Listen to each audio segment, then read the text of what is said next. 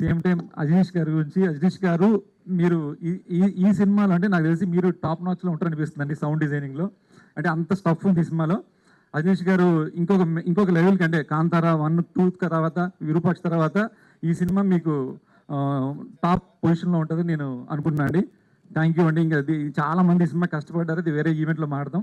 ఇదే స్టేజ్ మీద ఇక్కడే గ్లిమ్స్ రిలీజ్ చేయడం జరిగింది. మళ్ళీ ఇది ఒక రీయూనియన్ లా అనిపిస్తుంది. టెక్నీషియన్స్ కావచ్చు, కార్తిక్ గారు అండ్ అజనీష్ గారు, విజయ్ మాస్టర్, నవీన్ గారు, అలాగే ఆల్మోస్ట్ చాలా మంది టెక్నీషియన్స్ అంతా విరూపాక్ష టెక్నీషియన్స్ ఉన్నారు.